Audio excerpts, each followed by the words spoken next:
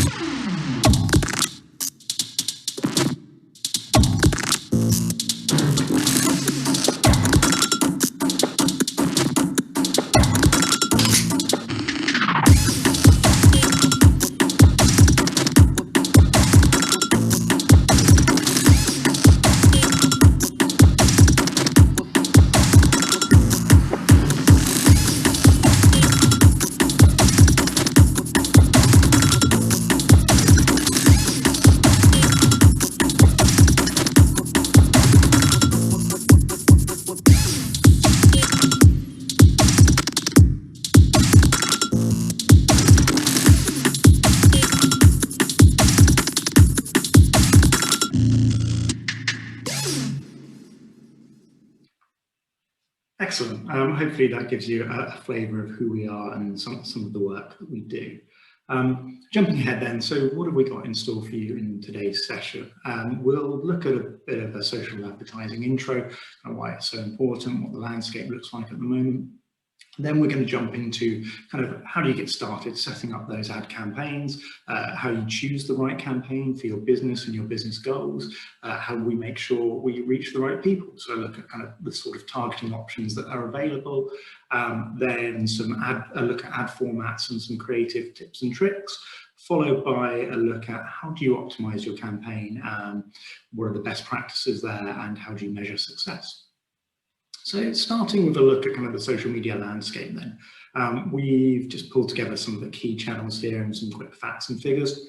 So starting with Facebook, there are currently 2.7 billion active users on Facebook, and the majority of those are still aged between 25 to 34. So there's been over the last couple of years, maybe Facebook has got a bit of a bad press compared to some of the other channels, rightly or wrongly. And there's been a bit of an exodus of users, but actually there are still 2.7 billion users there, which means it's still the biggest social network. It's certainly in the Western world, so it's absolutely a major player still.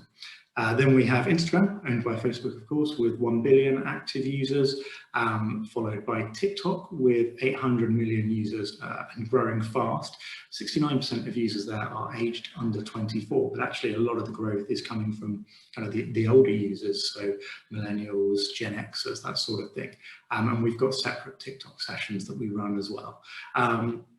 Then we've got Twitter, which has got 187 million active users, and it moves really, really quickly. So perhaps kind of when we talk about paid social today, that's where you can really have an edge on Twitter in particular, because the content moves so fast, so organically trying to cut through that noise can be tricky. And then LinkedIn on the end there with 260 million active users. LinkedIn obviously is more B2B orientated, more business orientated, but it does provide some really, really interesting and kind of quite unique advertising options for businesses as well. So why is social media advertising so important? So we're going to have a little bit of a history lesson now. Back in the day, if you were a social media manager like myself and you were running your social media accounts, you could put a post out there and it would reach all your followers, everyone would see it, the engagement rates would be good, the reach would be good, it was a great time to be alive.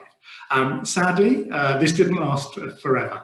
The platforms quickly realized that, you know, they could monetize these and start to kind of sell space to advertisers. As a result, organic reach declined. It's pretty much kind of zero now. I mean, you will have your own social accounts and slightly different kind of reach numbers and engagement rates. But yeah, Facebook themselves admit that organic reach is around 0%. We typically see about 2%, but yeah, the point remains that it's pretty low. And so if you want your content and your brand to be seen on social now, you have to be running some form of paid advertising. Another reason it's so important is because it allows you to get your content and your brand in front of so many more eyeballs. The average person spends 2 hours and 24 minutes on social media. To go back to when we were talking about the user numbers on the previous slides, there are 2.9 billion active social users. So even pre-pandemic, social accounts for 30% of all time spent online. So outside of websites and other stuff that people are doing, 30% of that time is spent on social media.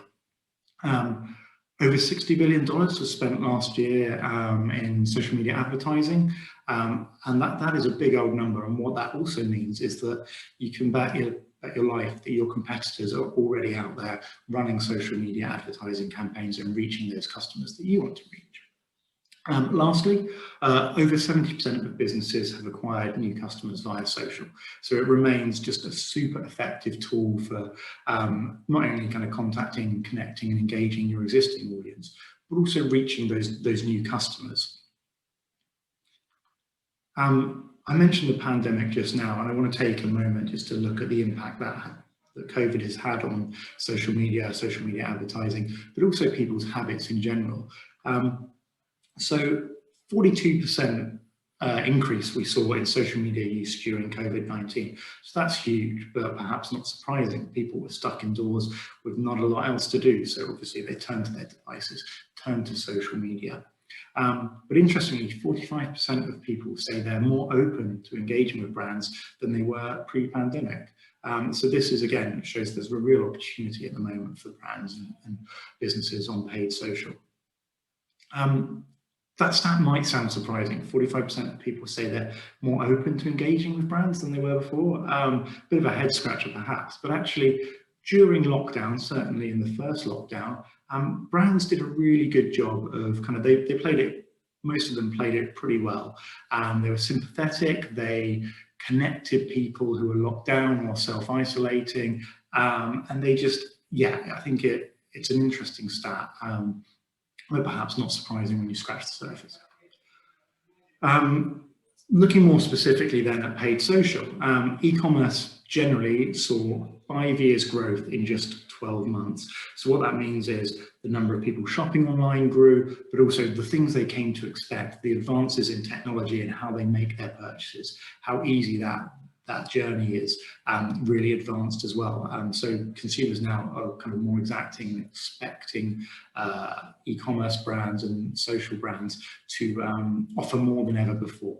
71% of people also said that they will continue to shop online after the pandemic. So for a lot of people who perhaps previously didn't shop online quite as much, the pandemic forced them to use the internet and e-commerce more, and that's resulted in a shift in habits. What that does mean for us today is that actually there are more eyes than ever before on our brand and on our adverts. So I want to look now at how we understand our audiences. The things that make social media advertising so effective are the rich, kind of detailed audience targeting options. That's what sets it apart from other advertising options, and also what makes it really, really effective. So I'll start with a question. Why not just use Google? I want to just run some Google search adverts. I don't want to bother with social media advertising. Well, with Google, that helps you find new customers. People are searching, they might be searching for a handyman, they might be searching for some shoes, whatever that might be. They pop that into Google, they're served some adverts. However, with social media and social media advertising, that actually helps new customers find you. And they might not have been aware of your brand, they might not have been aware of your products, but social media advertising, the way it works, the way targeting works, allows new customers to find you when they perhaps didn't know they wanted to. And actually, social advertisers know people, they know you, they know us better than our own family. And everything you do is that information is fed back to the platforms, and they use that to build up what's called a like profile. So the content you're engaging with, the types of content you're clicking on or lingering on, the stuff you're sharing, the stuff you're perhaps only scrolling past, but is there something that you linger a little bit longer as you scroll? All this stuff gets fed back to the advertising platforms to create what is called a like profile. And studies have shown that this like profile actually knows us better than our own family and friends. And I can totally agree with this. There's stuff that I get served, whether that's advertising or just suggested content from other brands and organizations, that I'm interested in. I'll click through and I'll read, or I'll go and shop. But my wife perhaps wouldn't realize I was interested in that, or what have you. So it really is a rich amount of targeting and information available that helps us reach the right people for our audience and for our brands. Bit of an elephant in the room here. Some of you guys may be aware of the iOS 14 update. I've got some slides towards the end of this deck where we'll talk about the impact of that and how your brand can adapt and react to that. But that is affecting the amount of that data that is being passed back to the platforms. Social media advertising also gave birth to a new way of targeting our audience. So, in the old days, we target by demographic. So, what is the age of our customer? What is their gender? Where do they live? That kind of stuff. What social media has done, and all that information that we can gather about users, has allowed us to target by psychographic methods as well. So what that is just those things I've mentioned previously. What are your customers' interests? What are your hobbies? What media type do they like? Do they prefer to watch video, or do they prefer a still image? All these factors. And what happens is, with social media advertising, we can combine the two of these to come up with a really detailed customer profile and make sure that we're spending our money in the most effective way, because we're targeting a really precise section of our audience. So that was a quick look at the social media advertising background, a bit of scene setting, if you will. What I want to dive into now is how we go about creating a social media advertising campaign. This is going to be not quite hands-on because it's a webinar. We can't do this together, but I'm going to dive into the platforms themselves and talk you through the process of how you would set up an ad campaign, some of your options, and some tips and tricks and a bit of best practice there. We are going to focus on the Facebook advertising platform. The reason for that is actually you can do a lot of this stuff on all the platforms, but actually the Facebook platform, it also allows you to run Instagram advertising at the same time, and it has the most detailed options. We will talk about LinkedIn and Twitter to an extent as we go on, but we're going to focus on Facebook and Instagram. Again, if we think back to the user numbers I mentioned earlier, if you've only got one platform to run your campaign on, Facebook and Instagram will be the one, because that's where the most users are. So some of you may be familiar with this sort of screen. This is the Facebook Ads Manager screen. To access this, all you need is a Facebook page for your business, and then the moment you start running advertising or running adverts, you will have access to your Facebook Ads Manager account. Again, as I've said, this is very similar to what you might see in Twitter or LinkedIn and what have you. If we kind of click on then and look at how we create a campaign, the first step is going to be choosing our marketing objective.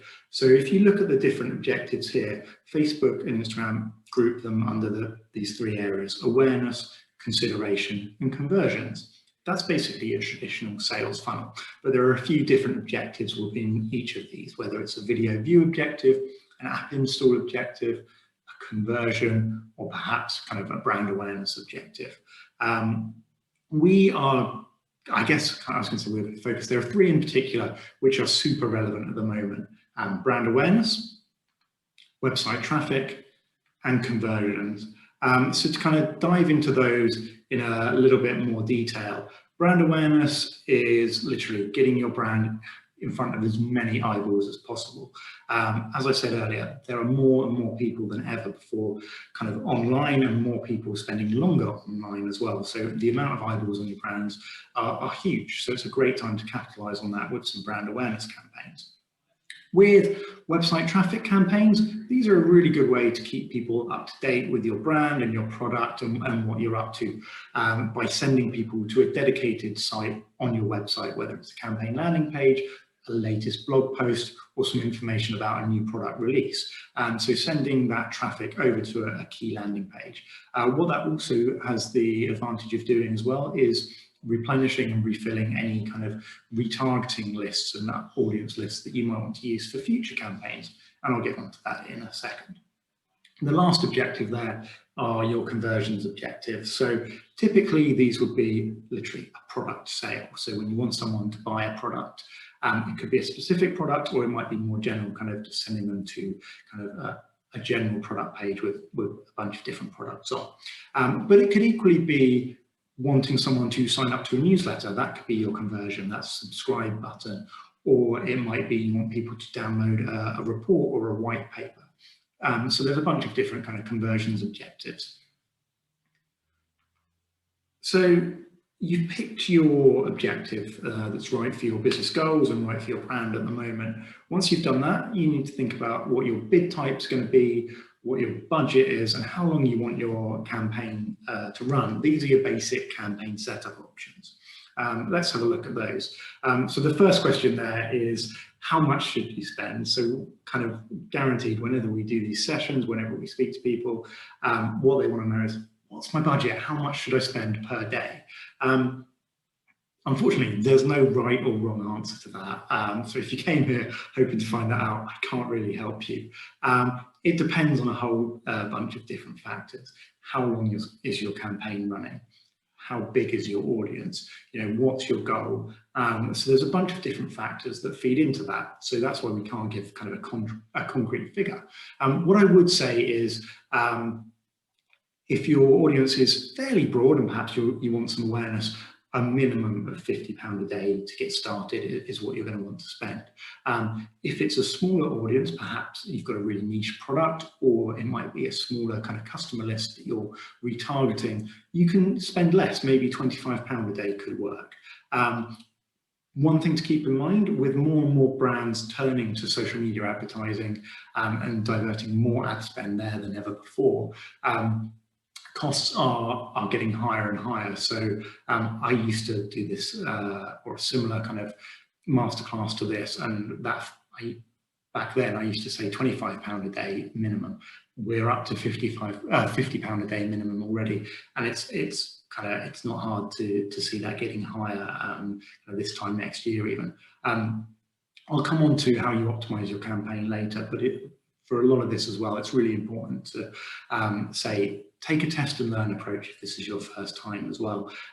Start with kind of perhaps a higher budget, work backwards from there, optimize, get some results and some learnings, and see how that budget is working for you.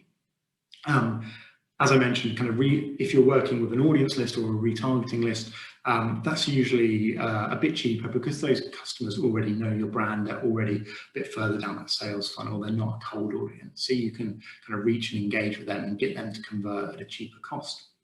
LinkedIn actually helpfully do provide an answer to this question. They say bare minimum £70 a day is what you should be spending if you're running a LinkedIn campaign. Likewise for TikTok, it's a £50 minimum there. So once you've got your budget in mind, how do you set up your campaign then? How do you add that to your campaign? So when you're in your Ads Manager account, you can go in and create a campaign. This is a campaign test audience I created for a previous webinar we've done, which I'll show you kind of some of the setup options here. So starting with your budget, you have the option of a lifetime budget versus a daily budget. A lifetime budget is when you say, hey, my campaign budget for however long this campaign runs is £1,000. And you just put your lifetime budget in there and you let the platforms optimize that spend. So they might spend more one day than they do in the next based on kind of which users are online, where they think they're going to be able to optimize and get the best results. And that can be a really effective way to do that, to run these campaigns, especially if you're running a short campaign, maybe for a week or 2 weeks. A daily budget gives you a little bit more control. So you might still have £1,000 budget, but you might say, I only want to spend a maximum of £50 a day, for example. So giving that daily budget ensures that the platforms aren't going to go over that amount. They're never going to exceed that spend per day. So it gives you a bit more control. Typically at Pool, we would usually run daily budgets rather than lifetime budgets. For that reason, it just gives us a bit more control. Also, what you wouldn't want is a scenario where perhaps you've got that £1,000 campaign budget, your campaign is running for 6 weeks. If you set that at a lifetime budget, there's nothing to stop the platforms spending your full £1,000 in the first 3 weeks. It's unlikely, but without that daily cap, it could happen. So it's just worth bearing that in mind. Next, we have, that's highlighted something else for you guys there. I'll get on to that in a second. In fact, I think what I'll do is bring up all these now just so we don't get caught out, so I can talk about them all. So yeah, the next thing to look at would be suggested budget and audience size. So I mentioned kind of what sort of budget you'd want there. And if we look at the section highlighted on the right there, you'll get this little dial on Facebook and Instagram Ads Manager. And again, each platform has something similar. This can show you how this rough size of your audience based on your targeting. What you can do from there is decide, is my audience too broad? Maybe I need to edit the targeting, or actually, maybe I just need to up my budget. So it's important to have a look at the audience size when you're setting your budgets. The next thing to mention here are the ad scheduling options. Now, these are when you can decide when your ads are going to run. So it might be, and this is what we typically do for a lot of our clients, that actually you want to let your ads run 24/7. You don't mind if they're shown at 6 in the morning or 11 at night. And the platforms are really good at optimizing for people in your target audience and based on the criteria you've set. So if no one is on at 1 in the morning, you're not going to spend much anyway. But what you can do to add another element of control there is run ads on a schedule. So you might only want to run ads on the weekend, or actually you might only want to run adverts between 9 and 5 in the working day, for example. And here you can control that. There's a really good example of Mothercare who were running a campaign targeting new mothers, and they realized that these guys were all up at 2, 3 a.m. doing the feed. So actually they ran some adverts that just went live kind of from 1 a.m. to 4 a.m. What that meant was they got some really good results because that's when their audience were online, but also there wasn't a lot of competition because other advertisers weren't serving as many ads during that time frame. So it's a really, really effective way to use campaign scheduling there. When you get charged, so here it's worth having a look and kind of checking when you get charged For a reach campaign, for example, you might be charged by impressions. Other campaigns, you might be charged kind of cost per click. So have a look at that and decide how you want your campaign to be, when you want to get charged and how you want to optimize your campaign. Lastly, you've got different methods of optimization. So you may have a website traffic campaign, and that's your ultimate objective, is to get people onto that website. But you can still add a layer of kind of a different optimization method here. So you might want to just optimize for reach. So you still want to get people clicking on your ad and going over to your website, but actually you've optimized it for reach here.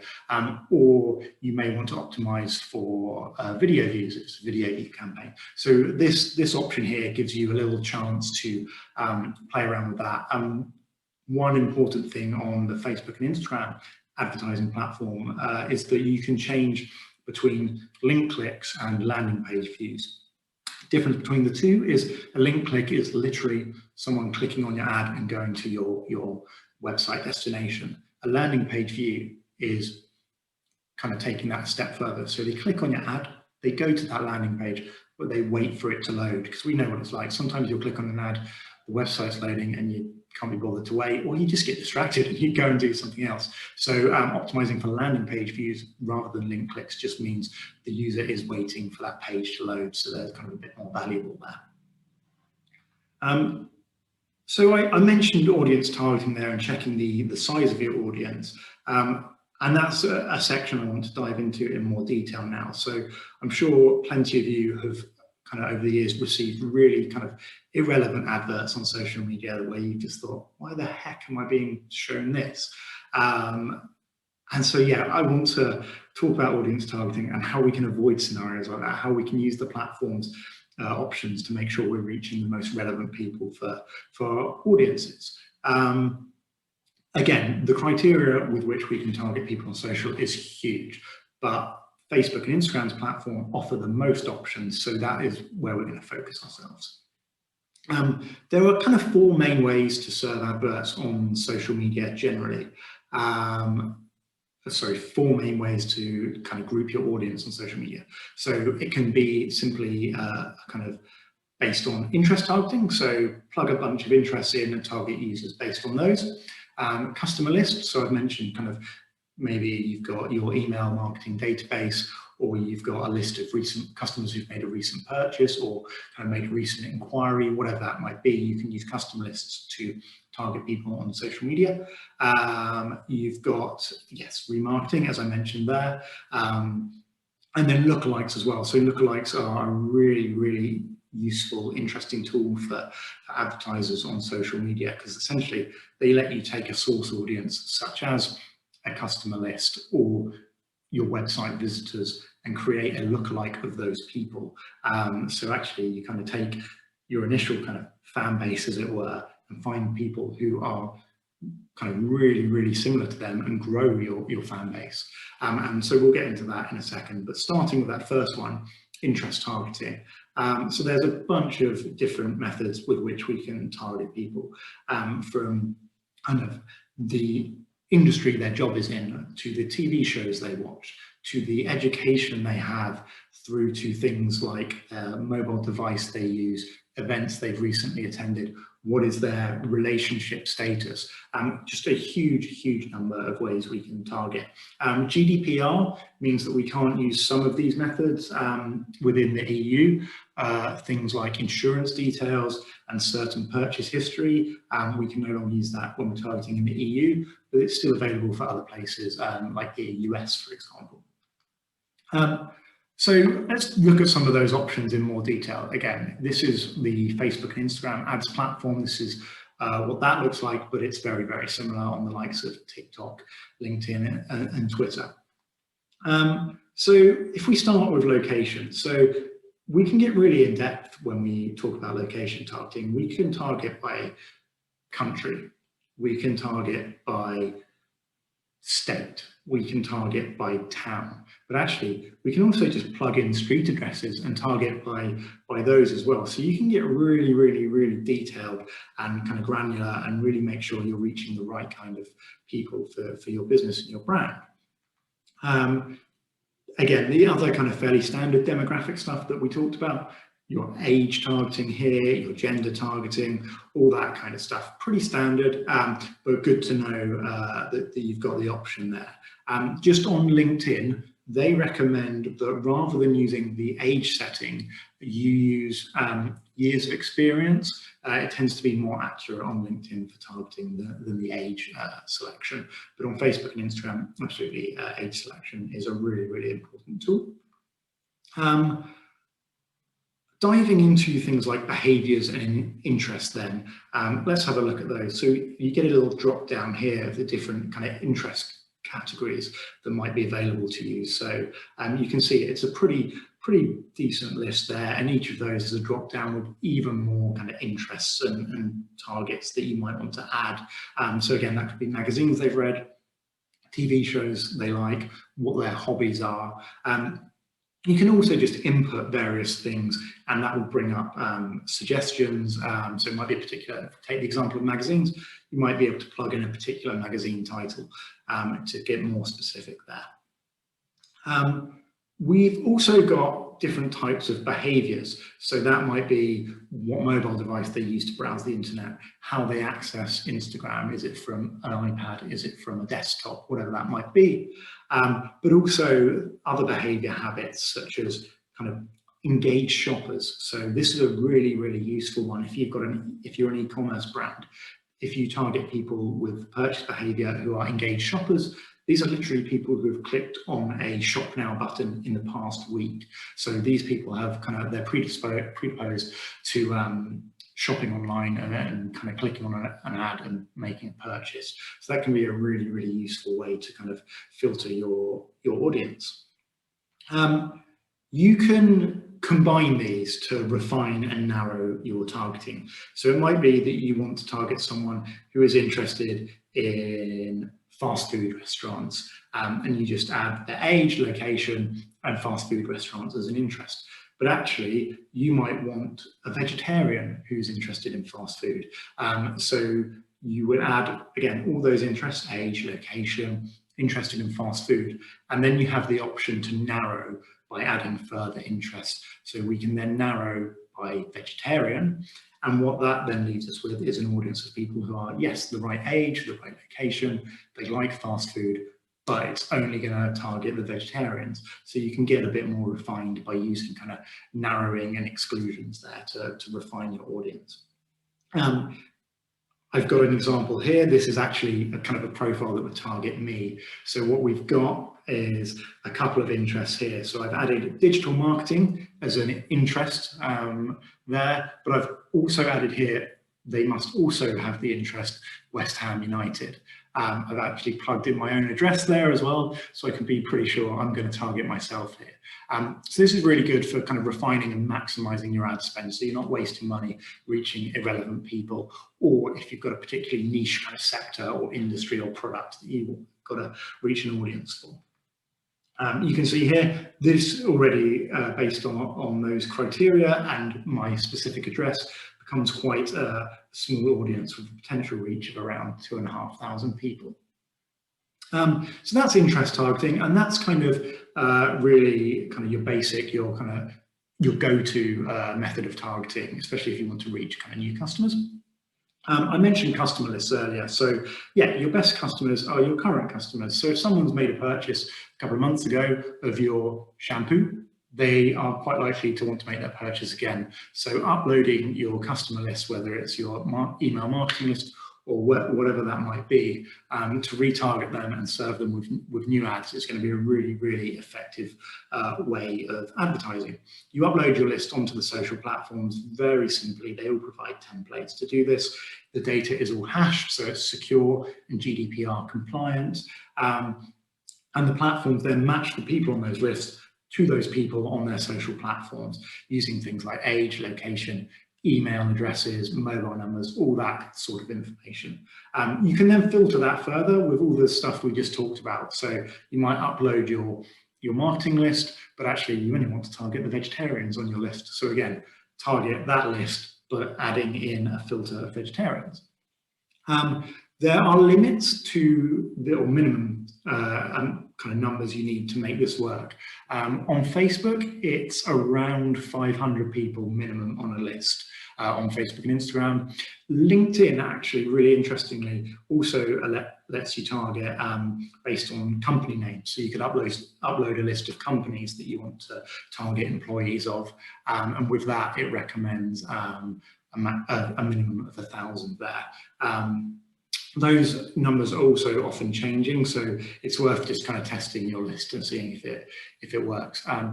As I said, all the channels provide a CSV to make this super easy, but they also, a lot of them have integrations. Facebook and Instagram, for example, have kind of a MailChimp integration to make this really, really simple.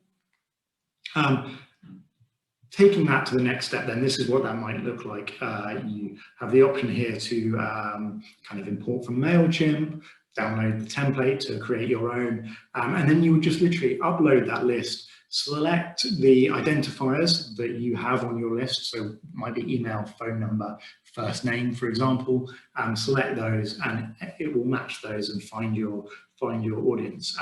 Facebook and Instagram matches a load of different data points. You can see those on the screen here. Twitter can match also kind of Twitter usernames as well, which is really useful. And as I said, LinkedIn can match company names as well. Keep in mind, this kind of relies on your customers, if you're using email, for example, on them signing up to Facebook or Twitter with the same email that they've also signed up and registered to your company or your marketing list as well. So it kind of reiterates the importance of making sure you have got a good kind of data set to begin with. I mentioned remarketing quite a bit earlier, and we're going to kind of look at that now. So this is a really great way to, again, target people who may already be familiar with your brand for whatever reason. So it could simply be people who have visited your website. They might have visited just your site in general. They might have used your app, something like that. Or you can also target people who have engaged with you on social media. So again, in the Facebook and Instagram example, they may have engaged, they may have liked one of your posts, or they may have shared one of your Facebook posts, for example, something like that. So you can create audiences of these users to remarket to them. The theory being, they're already familiar with your brand, they're obviously interested, so they're more likely to convert, and they're more likely to convert cheaper because they're already familiar with you.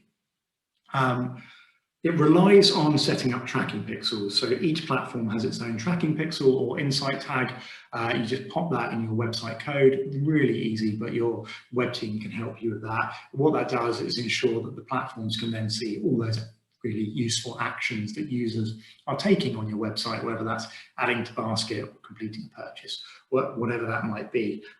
Also, having these pixels installed means that data is getting fed back to the platforms, and they can optimize based on kind of what the users are doing, how they're acting, how they're engaging with your site and your content, and optimize and make sure they're reaching more of the right kind of people. Again, I've mentioned iOS 14 earlier, and we'll get into how that is kind of affecting remarketing audiences a little bit in a little while. As I said, it's not just site visitors either. It could be an audience of people who've watched part of one of your videos, or again, engage with your content on social media. Also, you can get kind of really creative as well. So it might be that, yeah, you don't just want to create an audience of website visitors, you want to create an audience of people who got as far as adding a product to your basket. So you could maybe create an audience of people who visited your checkout page but didn't visit the order confirmation page. And what you'll have there is a group of people who have added to basket but didn't make a purchase. And maybe then use social media to target them with some adverts with free shipping, 10% discount, whatever it might be, to kind of complete that purchase and get that over the line. Again, what does that look like then? So here's an example of what that looks like in Facebook. You can see here, I'm using, under the events section there, people who visited specific web pages. And I've actually set that to the last 90 days. You can go as far back as 180 days. For website visitors, and you can go back a year in terms of social engagement with your social channels. But for this one, I've selected people who visited a specific website in the last 90 days. The website they visited is our events page. I'll create that audience, and then I can retarget that audience perhaps with some adverts about future events, for example. So that just gives you an idea of how the remarketing advertising might work. The last advertising option I want to talk about is lookalike audience. We mentioned kind of your existing customers are your best customers. But imagine how great it would be if you could find people just like those customers. And that's essentially what lookalike audiences do. Each of the advertising platforms has the ability to create lookalike audiences. They might call them something else. For example, LinkedIn calls them match audiences. What they do is they take a source audience, so whether that's your website traffic that we just spoke about, or maybe that's your email database. They take that source audience, you upload that to the platform, and then they use, again, various data points, age, location, content they engage with, website they visit, to match those users with a whole bunch of new users with the same behaviors and habits. What that means is you might have a mailing list of 2,500 people. You create this lookalike audience on Facebook, for example, and suddenly you've got an extra 10,000 people who are just like that initial audience. So it's a really, really great way of getting your brand to reach new customers, new people, but really kind of relevant people as well, not just anyone. So yeah, I'm going to click through these now. It uses signals. So as I mentioned, things like content viewed, sites visited, and also kind of demographic information to find the best match. And it's a really quick, easy way to reach new, relevant people. We tend to find that remarketing audiences are the most effective on social media advertising for the various reasons I've spoken about before. They're already familiar with your brand. They're not a cold audience. But after those, the lookalike audiences are the most effective. So it's really, really worth investigating these and creating some of your own. Again, what does that look like? So here I'm using an audience source here, my audience that I created for a previous webinar. So that's my source audience. It's that website traffic audience I showed you. But then you can pick your location. So I want to match people in the UK. And then number 3 there is kind of selecting your audience size. So what this is kind of how closely do you want your lookalike to match those people? So if you pick 1%, that's going to be the people that most closely resemble that source audience. So that's great on the one hand, because they're going to be the best match, the most like them, probably your best bet in terms of converting and kind of being the sorts of people you want to reach. But it also means it's harder for the platforms to find them. So there's not going to be as many of those people. So you can increase the percentage match kind of bit by bit to really try and kind of make sure you're getting a nice balance between broad enough, but also focused enough that they do share enough similarities with that source audience. Here you'll see I've created a 1% match, a 1 to 2% match, and a 2 to 3% match. Typically, Facebook and Instagram recommend kind of up to 3%. Once you go anything above that, it tends to get a little bit broad and it might not be as effective. But as I said earlier, test and learn, see, maybe create up to a 5% match and run some tests to see kind of how effective those different match audiences work for you. So that's everything in terms of audience targeting. I say everything, I could have gone on for ages talking about that, but that's kind of a quick whiz through the different ways in which you can target your audience. Next, I want to take a little moment to look at kind of the different ad types and the different ad formats that are available. There are a ton of different adverts you can run, and the platforms are always creating new placements, new advertising formats for you to use. So, I mean, if we take here, you've got in-mails, so sponsored in-mails on LinkedIn, product catalog adverts, so when you hook up a list of your products and then the platforms pull them through as carousel adverts. It might simply be a boosted post you want to run on Facebook. It could be a video ad. Kind of. These are just a few of them. There are lots of these, and there are always more kind of in pipeline as well. Just to add a bit of color, I guess, here's some examples here. So we've got kind of the Nike version there, that's just a sponsored story. We've got the sponsored in-mail there in the middle from BT Business. And then the PlayStation carousel advert on the right, that's actually a product catalog advert selling some of their products. Again, choose the right ad format for your objective. That's really, really important. If it's a brand awareness campaign, a video or an image is probably the way to go. If you're a bit further down the funnel and you want that consideration, it might be a sponsored email or website traffic, sending users to your website to find out a bit more information. If it's a conversion you're after, a lead form advert, especially if it's a kind of a B2B audience, could work really, really well. Or maybe, again, the shoppable carousel adverts there, or an image advert. If we take video as a good example here, video doesn't tend to do as well. The platforms love video generally, but in terms of a conversion advert, video doesn't always do as well. The reason for that is if a user has spent 30 seconds watching your video, in today's world, that's already quite a big commitment from them. To then expect them to click through, go to your website, browse around and make a purchase it's less likely to happen than if they're just served an image that they can click through and be taken to the website. Again, test and learn. We have clients actually where video works really, really well in terms of conversion. So do kind of experiment and see what's right for your brand and your business. Creating the perfect social advert. So how can you create a really good social advert? What goes into that? What does it look like? Just as an example here, this is an ad we created for one of our clients. Headline length and content. So the headline is actually confusingly underneath the image, certainly on Facebook placements. Keep these short because a lot of the platforms and a lot of the placements can cut them off if they're too long. So you want to keep them short, punchy, and to the point. Try and promote a bit of intrigue, but also where you can include a call to action.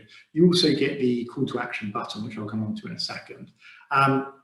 Next, you've got your body copy. So this is the bit in this example that sits above the image. Try to keep it clear. Make sure it matches your landing page as well. Where the copy on your advert is completely irrelevant or isn't similar enough to the landing page, the platforms will penalize you. They'll go, that isn't a good user experience. So next time you're running an advert, it might promote another advertiser over your advert because that advertiser has a really good landing page and their message does align with their adverts. So if your copy doesn't match your landing page, doesn't align with your landing page, your costs are going to go up because Facebook, Instagram, whatever the platform is going to charge you more to serve that ad to users. Imagery. So obviously these are visual platforms. So the more beautiful the imagery, the better. Try to avoid having too much text on your advert. 20% is the general kind of rule. So no more than 20% text on an advert, whether that's kind of a call out, a promotional call out, or whatever that might be. Avoid stock imagery, obviously, wherever you can. And people like to see people. So try and include people in your imagery if you can. In terms of video, as I said, all the platforms prefer video content. So this does get a bit of a boost via the algorithms, but as I mentioned, it's not always good for conversion objectives. So just make sure you're being kind of clear about what your goal is and what your objective is. Next, we have the CTA button, this call to action button. Here you can see I've got the Learn More button. Again, be clear what you want users to do. Remember where they are in that funnel. So do you want them to shop now? Or is it a case of wanting them to learn more because they've not been exposed to your brand or product before? So think long and hard about those call to action buttons. Try to run a minimum of kind of 4 to 5 ad variants to begin with. Again, test and learn, see what works, turn off the ads that aren't working, do more of what does work. That leads me nicely onto campaign performance and optimization. So how can you tell if your campaign is working and what can you do if it isn't? Now, I typically check my campaigns daily, but platforms like at least 7 days worth of data before they can really understand your campaigns and how they're working and can deliver those ads effectively. So when you first set up a campaign, set it up, make sure it's all running correctly, then leave it for a while. It can be hard sometimes. You want to go and check and see how it's doing, but just give it 7 days or so the platforms can really learn how users are engaging and then go in and optimize. These are the sort of metrics you should be looking at and benchmarking your campaigns against. The famous 5. So clicks, click-through rates, conversion rates, reach, and frequency. So clicks, obviously the number of clicks on your social ads. Click-through rate is working that out as a percentage. Conversion rates are, if you're running a conversions campaign, how many people, what's my conversion rate, how many people are converting.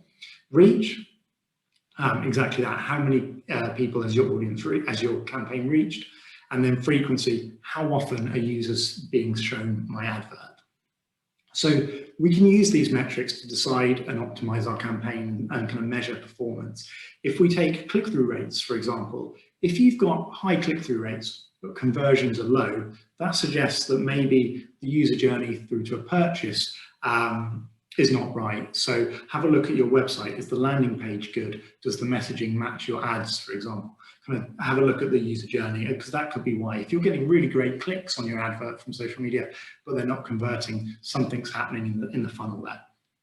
Likewise, if reach is really high, so you're reaching a ton of people on the platform, but clicks are low, there's one of 2 things going on here. You're either not reaching the right audience, so you need to go and look at your audience, refine it, tweak it, adjust it, or you are reaching the right audience, so your reach is still high, but the messaging isn't right. So whatever you're saying in your advert, or perhaps the creative, isn't resonating with that audience. So consider freshening that up, changing your messaging. Keep an eye on frequency and reach. So frequency is literally the number of times a user has seen your advert, the average number of times a user has seen your advert. If frequency gets too high, that means they're probably going to get bored of your advert. They're sick of seeing it. So it's time to freshen up the creative. We aim for a frequency number of around 4. Facebook and Instagram say kind of once it gets to about 6, that's when you want to consider freshening things up. Again, every campaign is different, every audience is different. So do kind of do your own testing and see what happens there. As I said, if the frequency is getting high, the option could be to turn off your adverts that they've seen quite a few times, create some new adverts. Or if that's not an option, you could always expand your audience to try and reach some new people who haven't seen your advert yet. Just to bring up some benchmarks, so these are sourced from the guys at WordStream, and these are just some real kind of basic click-through rate benchmarks by industry, by sector. Again, not everyone is always going to see these numbers, but it's really good to give you a bit of a benchmark and a bit of a guide to what you should be seeing with your campaigns. You can see click-through rates for some industries are a lot higher than they are for others. Retail, for example, 1.59%. It's not hard to imagine why, with a lot of kind of fast-moving kind of goods and what have you. There's a constant click-through rate of people wanting to buy new stuff. Whereas employment and job training, maybe that's a harder kind of sell on Facebook, for example. I've also got here some average cost per acquisitions or average cost per lead. Again, this will vary depending on your campaign objective and your campaign goal. You can see here some real kind of variance there. So the cost per acquisition for technology is kind of $55. Whereas if we get down again to retail, it's a lot less, $21. Again, test and learn, but these are really good kind of benchmarks for you to refer to. I spoke a lot about the iOS 14 update, and I just want to take a moment to talk about that now. Kind of the update rolled out in May, and it's really going to shake up the advertising industry. What it means is you get a little message on your iPhone, like this screen grab here, asking you if you want apps to track you or not. Some reports are saying that as many as 94% of people are asking apps not to track them. What this means is all that data I talked about the platforms receiving has just been absolutely kind of decimated. We're not getting as much data as we were before. The platforms are working on ways to kind of counteract this and get around this. So things will change, but at the moment it's meaning kind of costs are going up for advertising and results have taken a little bit of a hit. As I said, yeah, there's less data being passed there. So what can brands do to kind of counteract this? I've got some tips here. Firstly, go broader with your targeting in the short term. So if you had a remarketing audience that was targeted to users who visited your website in the last 90 days, maybe set that to the last 180 days. Likewise, we talked about those kind of match audiences on lookalikes and that percentage. Maybe expand that to a 5% match. Keep things broader. Try to kind of cast your net a bit wider. Interest targeting becomes even more important. As I said, lookalike audiences after remarketing were really, really effective, and they still are. But as there's less data for the platform to find those lookalikes, the regular kind of interest targeting is going to be a lot more effective. So again, kind of maybe revisit those and look at those again in more detail.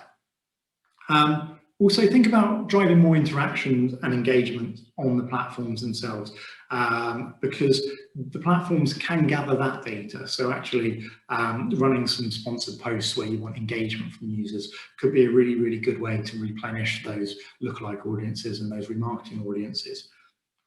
And lastly, think about your other touch points to make sure you've got high quality customer lists.